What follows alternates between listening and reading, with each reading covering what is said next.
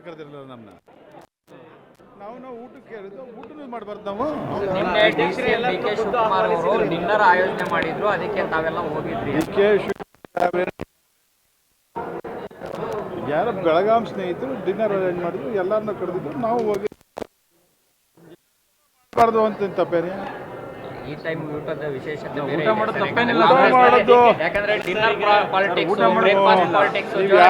ಈಗ ಯಾರ್ದಾರೋ ಮನೆಗೆ ಯಾರು ಊಟಕ್ಕೆ ಹೋದ್ರೆ ಅದನ್ನೂ ಒಂದು ಹೈಲೈಟ್ ಮಾಡೋದು. ಇನ್ನೊಂದು ಯಾರು ಎಷ್ಟು ಜನ ಇದ್ರು ಸರ್ ನೆನ್ನೆ ಊಟಕ್ಕೆ ಹೋದಾಗ ಸರ್? ಅಣ್ಣ ಊಟಕ್ಕೆ ಸೇರಿದಾಗ ಎಲ್ಲ ಸ್ನೇಹಿತರುಗಳಿದ್ದವಣ್ಣ. ನೀವು ಬಂದ್ರೆ ನಿಮ್ಗೆ ಊಟ ಕೊಡಿಸ್ತಿದ್ದವ.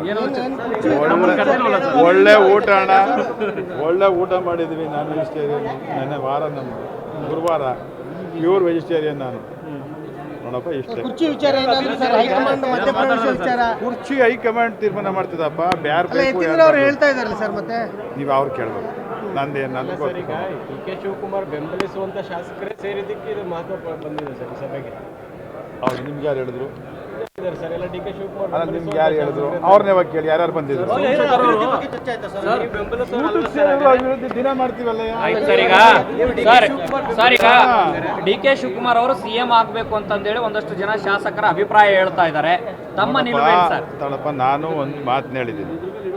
ಈ ಪಕ್ಷ ಅಧಿಕಾರಕ್ಕೆ ಬಂದಂಥ ಸಮಯದಲ್ಲಿ ಬರಬೇಕಾದ್ರೆ ಸನ್ಮಾನ್ಯ ಸಿದ್ದರಾಮಯ್ಯ ಸಾಹೇಬ್ರ ಜೊತೆಲಿ ಹೆಜ್ಜೆಗೆ ಹೆಜ್ಜೆ ಇಟ್ಟು ಡಿ.ಕೆ. ಶಿವಕುಮಾರ್ ಅವರು ಕೆಲಸ ಮಾಡಿದ್ದಾರೆ. ಅವ್ರು ಕೇಳಬಾರ್ದು ಅಂತ ಯಾರ ಇದನ್ನಿಲ್ಲ, ಏನಿಲ್ಲ.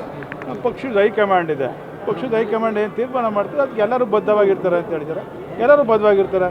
ಊಟ ಸೇರೋದು ತಪ್ಪು. ಊಟಕ್ಕೆ ಸೇರಿದ್ರೆ ಏನು ಚರ್ಚೆನೇ ಇಲ್ಲ. ಸೇರಿದ್ದು ನಂಬರ್ ಗೇಮ್ಗಾಗಿ ಅನ್ನೋದು ಚರ್ಚೆ. ನಂಬರು ಇಲ್ಲಪ್ಪ, ಗೇಮು ಇಲ್ಲ, ಏನಿಲ್ಲ.